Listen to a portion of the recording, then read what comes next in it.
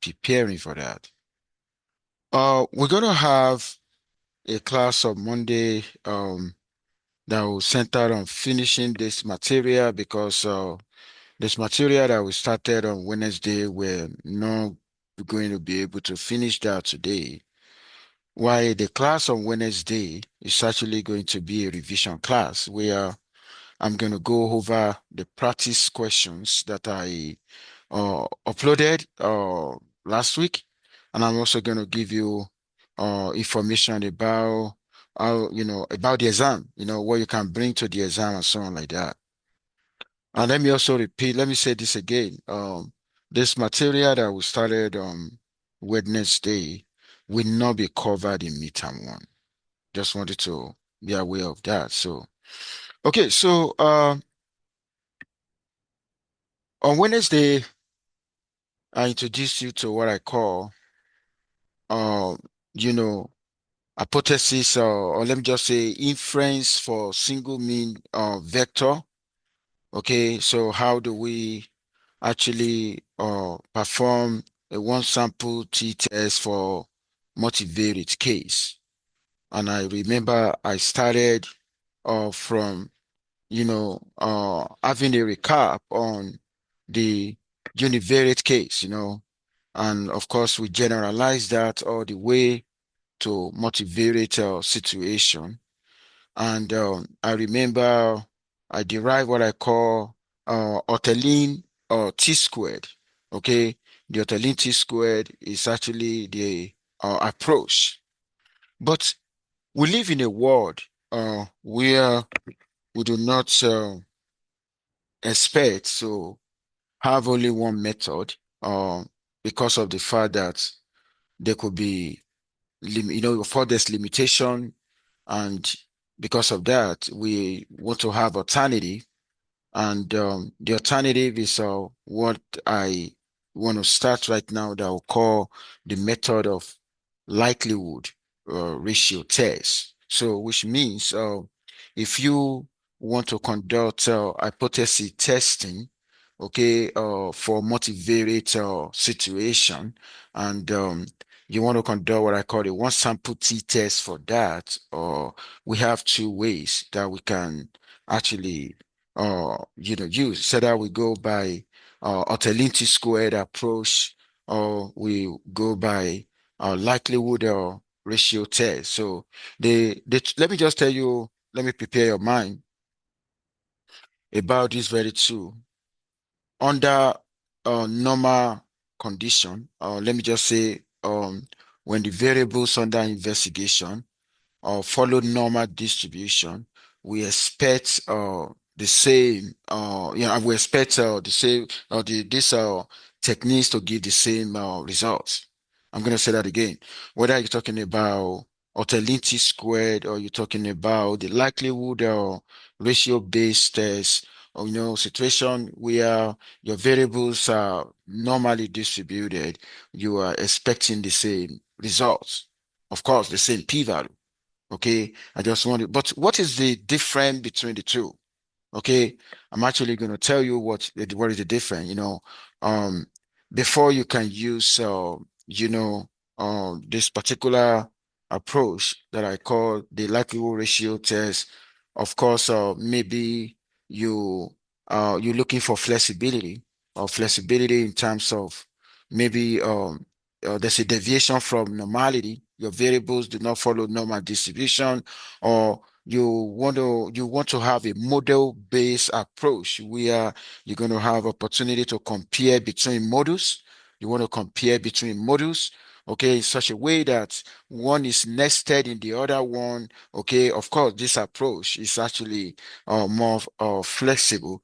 But if you actually seeking for approach that have a geometric interpretation, then you have to choose the Ottolini square. I'm going to say that again. We don't just do what we do. We don't just choose method arbitrarily. We got reason why we choose method that we choose. If your focus is on flexibility, you have to go with a likelihood ratio test because it's more flexible. Okay, it will allow you to compare between models. It will allow you to actually test hypothesis between a restricted model and unrestricted model. But if you want to have a very clear scientific interpretation, then you're actually going to go with the, you know, Ottolenghi squared. Now, I remember the origin of this is actually from, trying to minimize, sorry, try to maximize uh, the log likelihood function where the underlying distribution is multivariate normal. And of course, at the end of the day, I showed you the other time, we have this as our MLE or estimate, and we plug that in into the equation. And at the end of the day, we're actually going to have this is if you take a look at this, I'm actually having a two models. I'm actually having a two things here right now. If you take a look at this guy, that is going to be the maximum likelihood, okay, for restricted model, okay, and the one for honest, like the one, if you take a look at this guy now. Okay, when the null hypothesis, that one is actually the one where assuming the null hypothesis is true, while the other one is assuming the null hypothesis is not true. And because of the fact that the approach is called likelihood ratio test, we're going to find the ratio of these two. Okay, we're going to find the ratio of these two. We're going to find the ratio of this.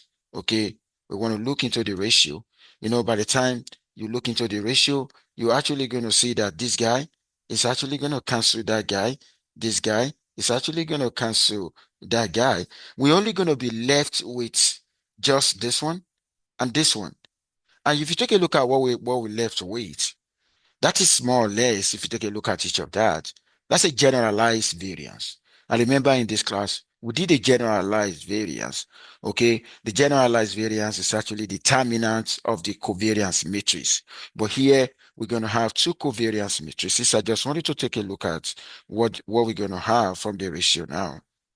Okay, so from the ratio, we're actually going to have this. Please pay attention. Okay. If I want to conduct a likelihood ratio test, if I don't want to go with conventional, Ottolenghi squared, okay, so I'm actually going to use this as my test statistic. Take a look at this. I'm testing this against this. Now, my likelihood ratio statistic is going to be this guy. Do you know what we call this guy? This guy is what we call weak lambda, weak lambda. We call that weak lambda. Okay. We actually call that weak lambda. Okay. The ratio of the two covariances.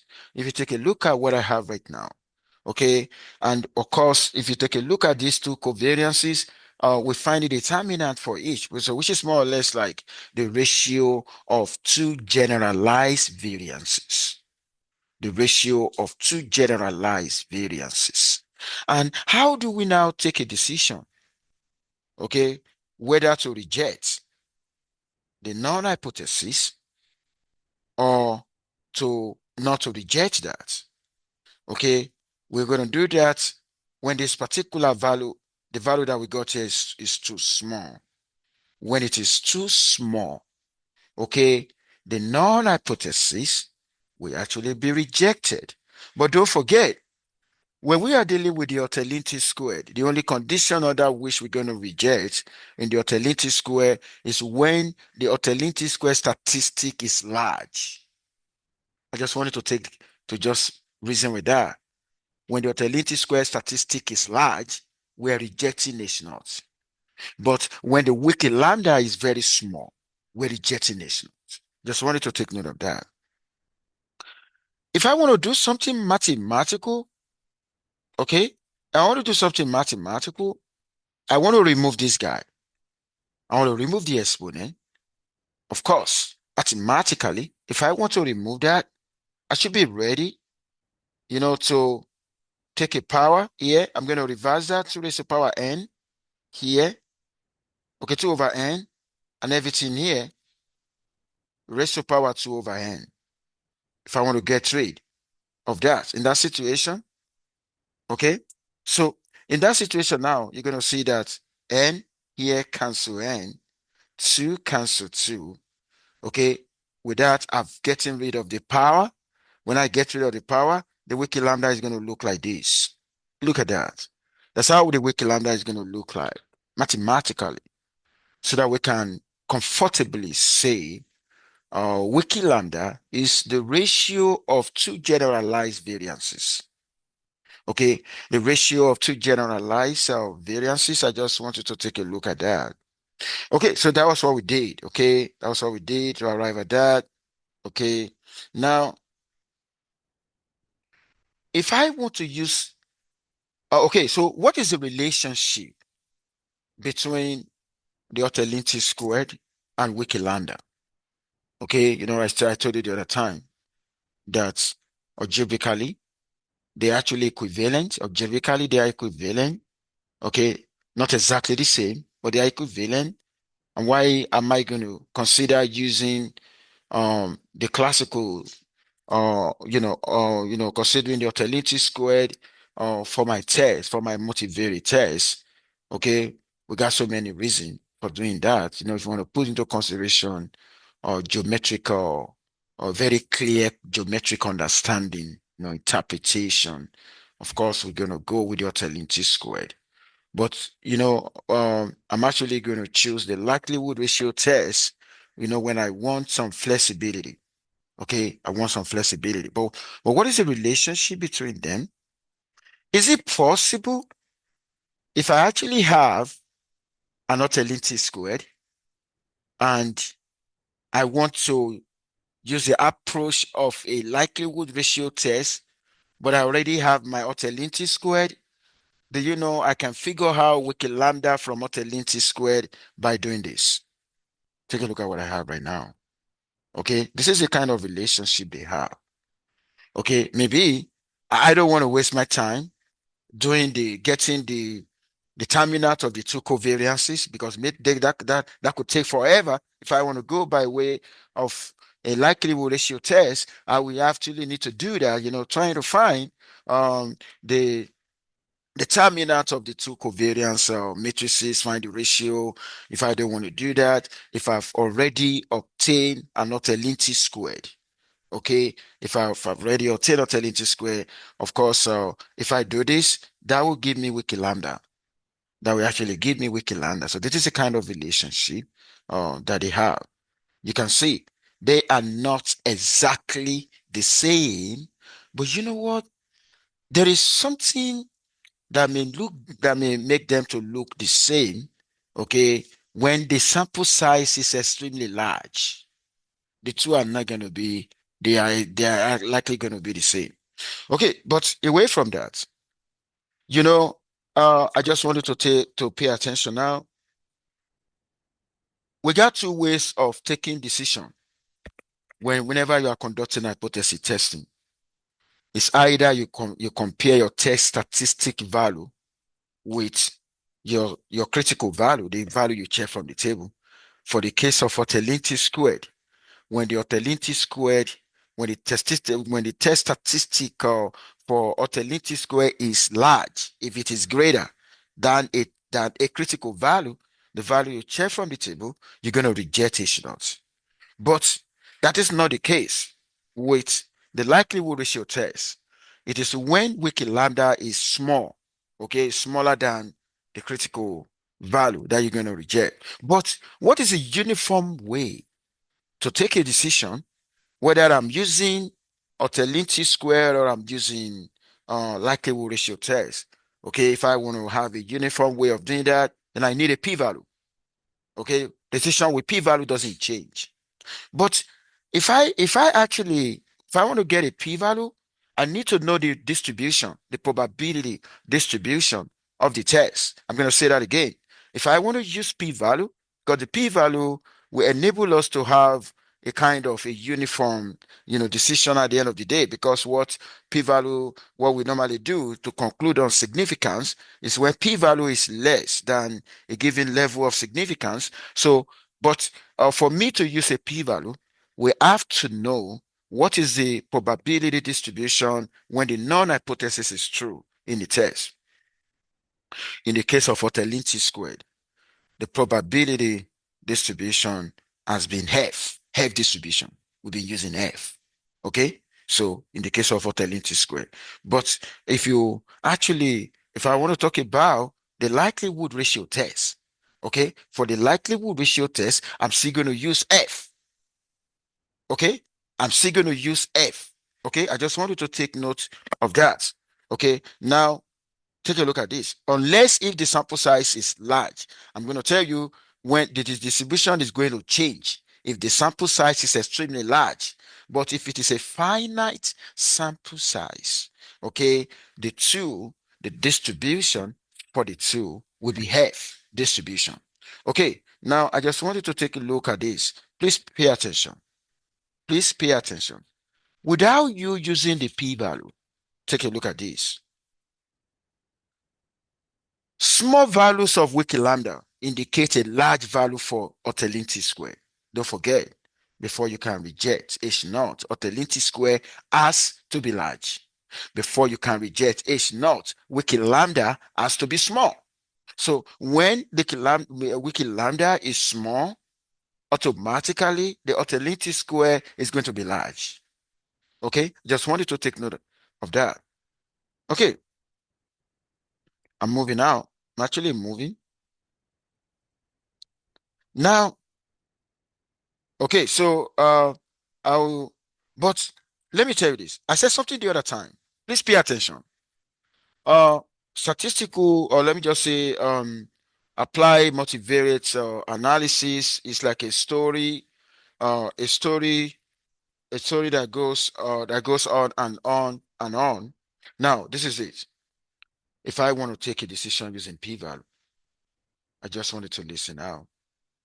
You know why you need to listen carefully now? Because this is a countdown to midterm 2. Okay? So if you don't understand, please ask me question.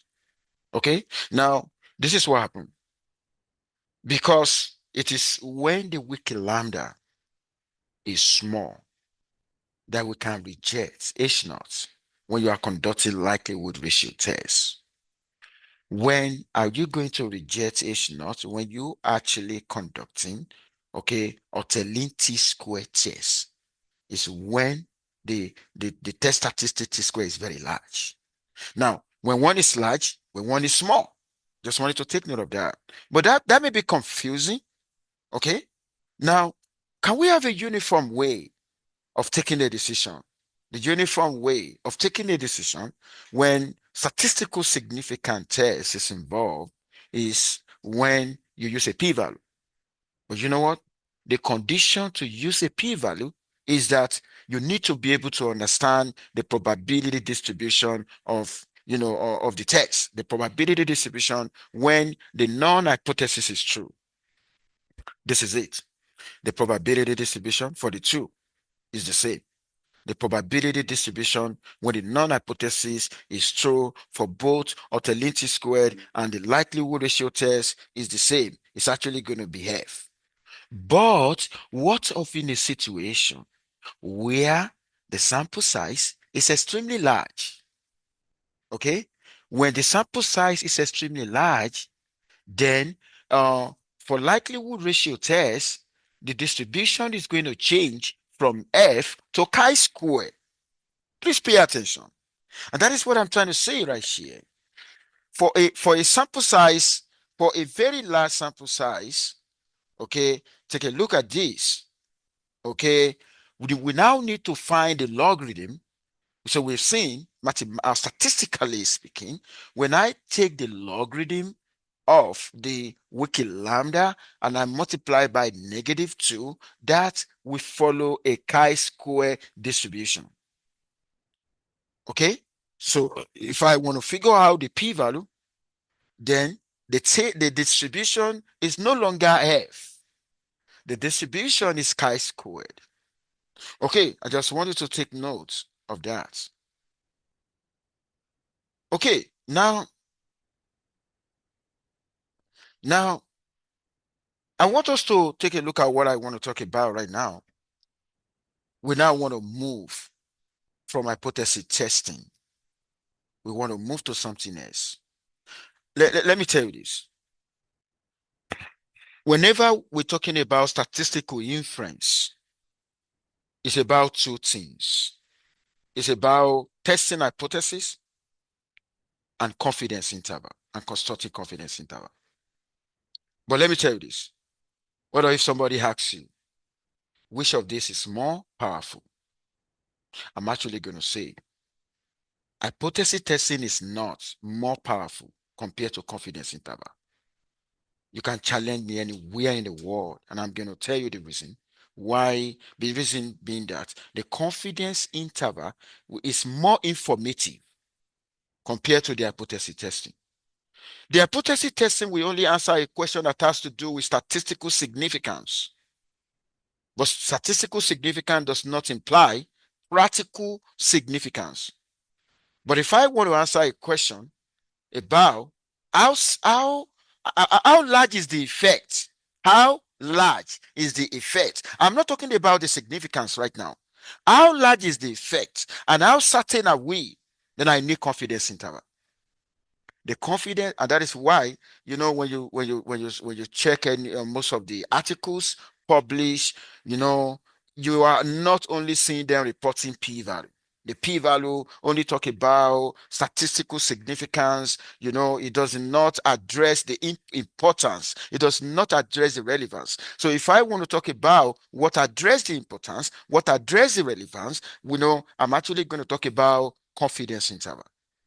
And that's why I said confidence interval is more informative than hypothesis testing. Okay, before I move, I'm actually going to say this. Let's say, for instance, you conduct a test and the test report is statistically significant. Maybe we're talking about working on a minute delay. Maybe there's a 5 minutes 5 minutes delay, 5 minutes delay. Okay, so let's say, for instance, you have a 5 minute delay. Okay, now if you construct the interval for that, okay, maybe the interval is actually 0.2 all the way or to 4.8. Now, the test is only going to say, oh, that is significant, but the test is not going to tell you the range of values. The test is not going to tell you it could be 0.2 and it can be as high. Let me do this. Let me make it so. Give me 1 second. Let me use the one, because when I had, if I use 2 minutes, if I had 0.2 to something and divide by 2, let me see what I'm actually gonna do. Okay, so let me use like 3.8. Let it make a meaning, because when I had the lower bound to the upper bound, it's 0.2 plus 3.8, that would be 4, right? 4 divided by 2, that would be 2. Okay, so take a look at this. So the confidence interval will tell you, you know, plausible values that it can be 0.2, it can also be 3.8. Okay, so it actually provides uncertainty around what that value can be. Okay, so because of that, I want us to consider confidence interval now. So like I said, confidence interval is more informative. Let me say this. I want to give more information.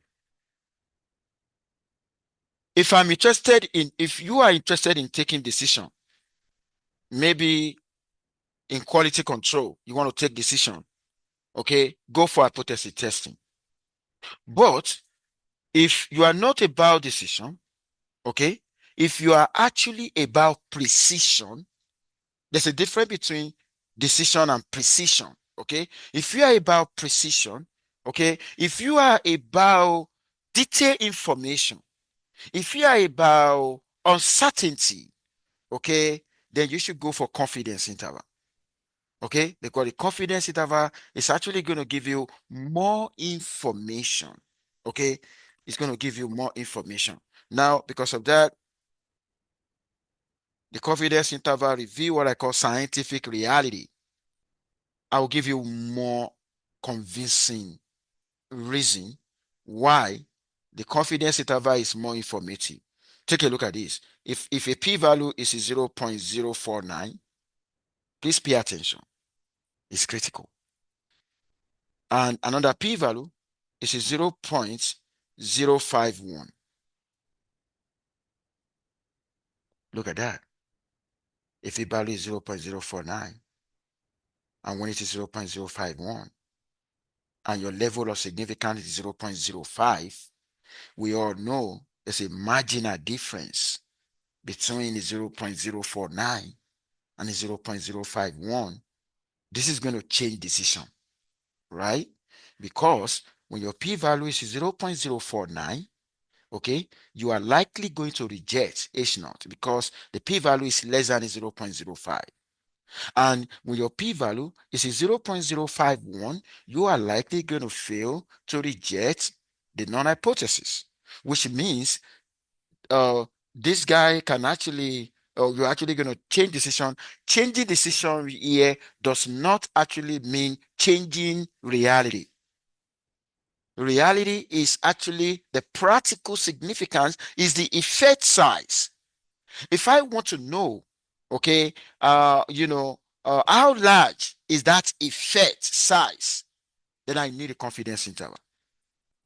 So therefore, I'm actually going to say, okay, what the hypothesis testing is just talking about is, can we have a way to gather evidence that can go against the non-hypothesis? That's all. We want to gather evidence that will go against the non-hypothesis. Okay, so because of that, I want to welcome you to confidence interval. But this time around, we want to talk about confidence interval where more than one variable is involved.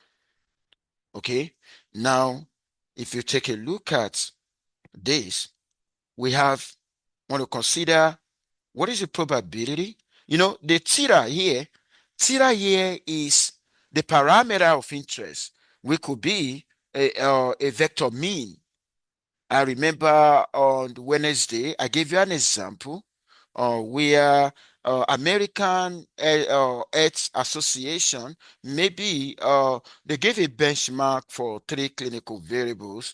Maybe one is systolic blood pressure. Maybe they gave that to be 120, and they gave diastolic blood pressure to be 80, and maybe they gave the what is it called, cholesterol, maybe to be 100. And of course, a particular clinic, they enroll patient into a stylish program, and they actually want to see whether the patient have achieved what I call a standard cardiovascular benchmark.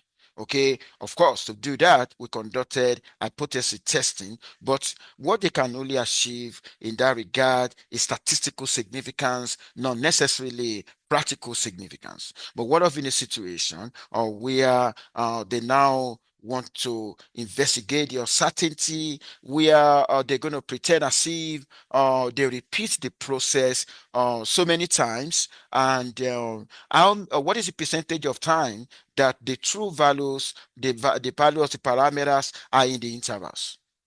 If I say 95% confidence interval, you know what I mean? 95% confidence interval means if I repeat the process so many times, okay, how many times out of 100, okay, do we have the population parameter to be contained in the interval? It's not going to be 100% time because our model does not give exact characterization of reality. So out of 100%, we can guarantee only 95%. So when you take a look at this, our alpha is the level of significance, which is 0.05. What is 1 minus 0.05? That will be 0.95.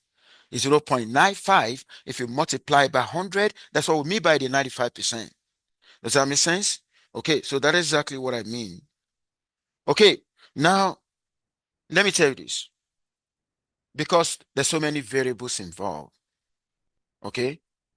If we use the conventional approach here, the type 1 error will be inflated. Okay, using the conventional approach, we are not able to guarantee this. We can't guarantee this. Okay, using the conventional approach, we can only guarantee for one variable that when we repeat so many times, we are guaranteed that the 95% of the time the interval will contain the true value. But when we have so many variables, we can't guarantee this using a classical approach.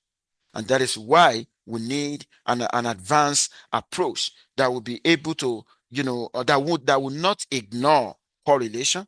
Because, of course, the variables, they are correlated, that will not ignore that correlation, that will be able to address the uncertainty around the covariance. Okay. And I'm actually going to show you that very approach. Okay. I think I've given a lot of information. Okay. I've given a lot of information. Now, please pay attention. How can we rewrite the Ottolenghi squared in a way that we're going to use it as a confidence interval? Want to use, so that is what we're actually doing here without wasting your time. After we're done with that, if two variables are involved, you know what this guy is telling me?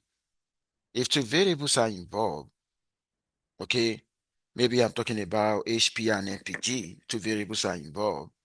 Okay, and I want to talk about simultaneous confidence interval, not only for one variable, for the two variables. Of course, I'm expecting 99% to have a wider coverage. But that is, that actually confirm what you've done before in the theory of statistics. Okay, 99% when the confidence is increasing, of course, you expect to have a wider and a wider. That's why you see the black dot is 99%, the triangle red one is 95, and the green is 90. So you expect a wider range when the level of confidence is high. Does that make sense? Irrespective of relationship that may exist, whether the relationship is positive or the relationship is actually negative. If you take a look at this guy now, this is negative, right? That guy is positive, right? Okay. Whether the relationship between the two variables you are seeking the simultaneous confidence interval for is positive or negative, you expect that to hold all the time. 99% confidence, we actually have a wider coverage. Moving away from that. Moving away from that. Okay. And if you want to, you can try this code. You want to do that now. Okay, I provided a code. But you know what? I want to move. Okay, now the idea of linear combination of a number of variables actually needed when I want to successfully construct confidence interval, when I want to construct a simultaneous confidence interval. And I needed to pay attention. We've done all of this before. The whole thing is going to start from the variables under investigation, follow multivariate normal. Okay, that's what I mean here. They have to follow multivariate normals. And of course, there exists constants. And if I have a z, which is a linear combination, where I'm going to have x1, a1, x1 plus a2, s2, and so on like that. Okay. Of course, we can actually figure out the mean and the variance of the linear combination, right? Okay. So the mean is this guy. Okay. The variance is that. Of course, in one of the assignment, Chika actually did not look at that. That's for the mean. This is the variance. The variance of what? The mean and the variance of a linear combination. Okay, don't forget the component in the linear combination. Each of that, each of the variable follow normal distribution. Then I'm also expecting the function of a random variable to also be normal if the random variable is already normal. Now, do you know based on this, I can now try to redefine the z. I'm actually gonna, okay, since I know when I have a z as a linear combination, this is in a scalar form, this is in a matrix form, okay, and this is actually the mean. This is the mean, okay, this is the variance, okay. Now I can now rewrite this. I can now tell the world, you know what? My linear combination z now follow normal distribution with the mean with the mean mu z and the variance sigma squared z. Okay, so I can rewrite that as that. Now, if I actually have that, the next I can do, the next I can do is you know, after having that, I can extend that to a multivariate situation. If you take a look at what I'm doing here, okay, okay, if I consider for univariate, if I want to go for multivariate, I'm actually going to do the same. But this is what happened. Let me tell you the difference between the two. We are still talking about multivariate here, okay? But this, everything that we're talking about here has to do with the population. Everything we're talking about here has to do, this guy, that mu is a population mean. And here, the one in the middle is a population covariance. But you know what? In research, we don't have access to population mean. We estimate it. What do we normally use to estimate population mean? Sample mean, right? So instead of population mean vector, we're going to have sample mean vector. Instead of population covariance, we're going to have a sample covariance. Now, because of that, I'm going to show you what this is going to become. Okay, what this guy is going to become is this. Now, you know what happened now? I'm now working with the sample. Take a look at that. Mu become sample mean vector instead of me to talk about sigma, that is a population covariance, is now going to be sample covariance. Okay? And what am I going to do to get the sample mean? I'm actually going to do that. How am I going to get the sample covariance? I'm actually going to do that. Okay, away from that, I want us to move. We're moving now. Now, do you know that in the univariate case, uh, using the theory of statistics, when x, please pay attention, when x follow normal, right? Normal with what? With mu and sigma squared, right? In the univariate case, if I'm no longer talking about x, but I'm talking about mean, because sample mean varies. If you have heard about sampling distribution, sample mean varies. If 1,000 investigators working on the same thing, if I ask you to go to University of Minnesota, so randomly select 50 students and ask about how much they spend weekly. Of course, the mean, your mean will be different from your mean. Everybody will have different mean. Okay, because of that, mean become a random variable. Now, sample mean will now follow normal distribution with the mean of that, but the variance is going to be sigma squared divided by n. Remember that. We've done that in a statistical theory. Now, we're also going to have the same with this guy. You can say we are dividing by n. Okay. I'm just reminding you of that. Now I quickly want to move. I want to move right now. Please pay attention. Do you know where I'm going? I actually want to take us to how we can get the confidence interval. Okay, well, I'm building up to that. Okay, now because there's a relationship, because there's a relationship between hypothesis testing and the confidence interval, then I can use the idea, I can go from hypothesis testing to confidence interval. Let me tell you this. Why? What is the relationship they have? I needed to pay attention. The relationship they have is this. If the value of the if the value in the null hypothesis falls in the interval, you fail to reject H naught. I'm going to say that again. If you are testing under the H naught, mu equal to something, and that value fall in your interval, then you fail to reject H naught. But if the value fall outside the interval, you reject H naught. That is the relationship. Now, I can, if I actually want, if you take a look at this, let's say conventional t-test formula, right? That's a conventional t-test formula. Do you know if I want this to answer a question that has to do with so many variables, what am I going to do? What is my z bar? My z bar is this guy. Don't forget, my z is a linear combination. Okay. Now, this guy here is actually going to be the one for the sample. Okay. That will be the sample mean. Please pay attention. But this guy, that will be the population. What are we doing? You're looking at the difference between the sample mean and the population mean. Please pay attention. The different, and what do we normally have in the population mean? What you normally have in the population mean is an hypothesized value, the one in the non-hypothesis.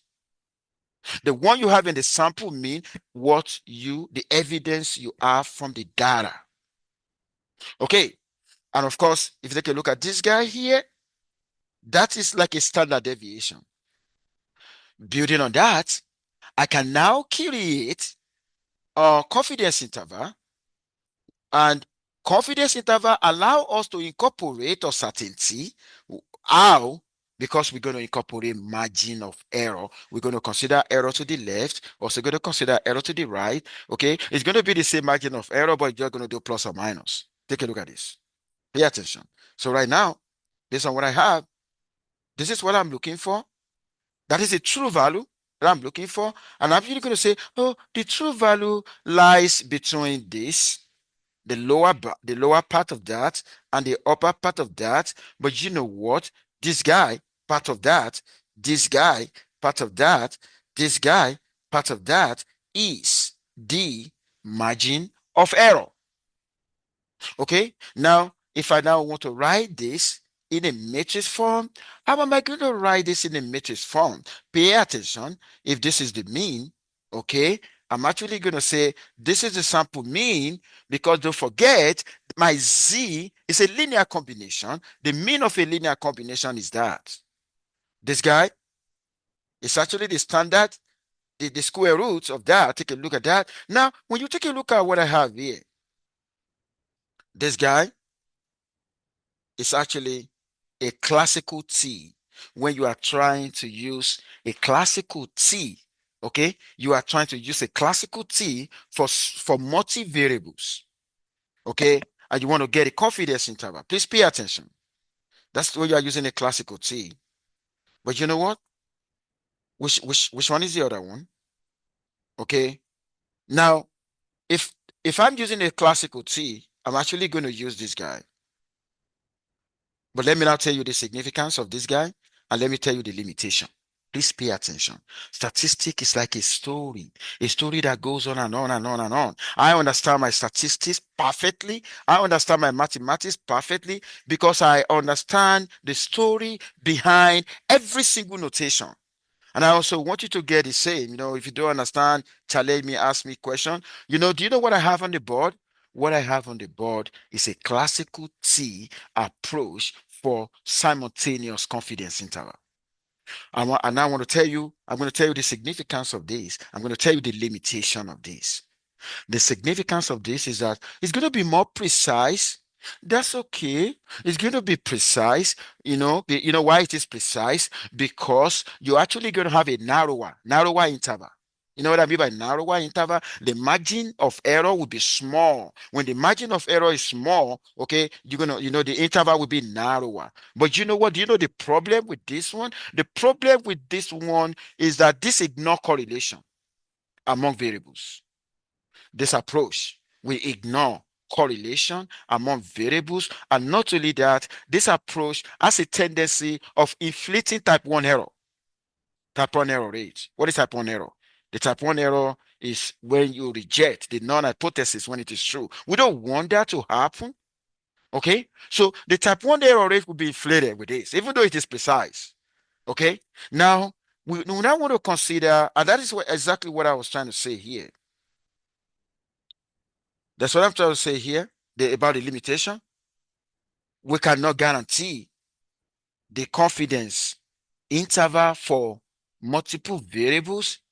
Okay, this approach only guarantee for one when you are focusing on one variable at a time. And that's exactly what I'm saying. But which approach do we need that can guarantee that?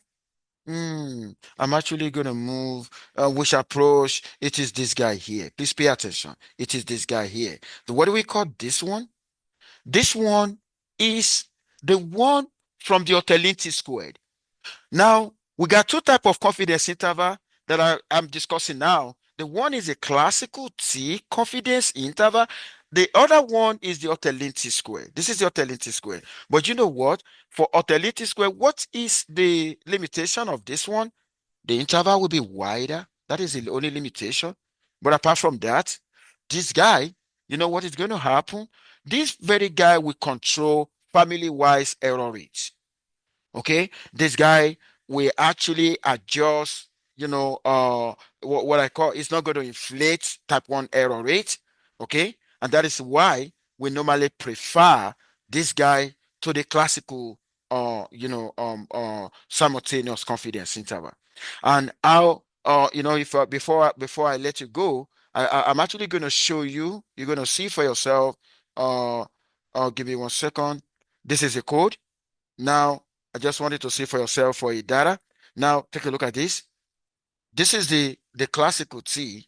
It's going to do that individually. Can you see that? It's doing that individually. Can you see? Can you see what let me just show you where, 1 second.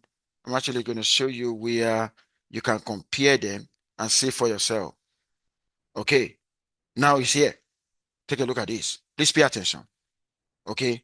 Look at this. Just compare those two. The first one, TCI, is the one from the Ottolenghi squared. The second one, the lower T, is the one from the classical. Which one has a wider range? Look at that. You know what I mean by wider range? If you want to know, find the weight. This, if you do 23.78 minus 16.40, and if you do 22.26 minus, you're actually going to see the one that is wider is the Ottolenghi squared. But that's okay. The one with a narrower is the classical T. And the reason why the Ottolenghi square is wider is because of the fact that it handle the uncertainty, okay? It handle the variability induced by the covariance. That's okay. And that multiplier is good. That multiplier enable the Ottolenghi square confidence interval to control family-wise error rates. Okay, when you control family-wise error rate, then you are actually not going to inflate type 1 error rate. And that is why even though that guy is wider, we prefer it to the classical confidence interval. I'm actually going to stop here today. We're going to continue. You know what I'm going to show you next time? I'm actually going to talk about which one can we also have an improved confidence interval where that's going to be in the middle. Okay, we said one is wider, one is narrower. Can we have one in the middle? Okay, that we can talk about. Okay, that will lead us to talk about Bonferroni. We have a Bonferroni confidence interval. Okay, so we're going to consider that. And I'm also going to walk you through, if I have a small sample, which confidence interval can I trust? If I have a large sample, which confidence interval can I trust?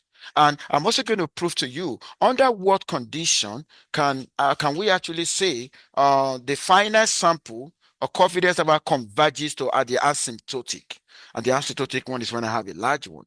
We don't just do what we do in statistics. We actually have a reason for doing, because if you don't follow the underlying statistical procedure, you are actually going to mislead. We don't want a situation whereby you spend a lot of resources in your research, but only to be let down by poor statistical tool. The story continues on Monday. That's all I got for you today. Make sure you're stay safe and have a lovely weekend. Bye for now, everyone.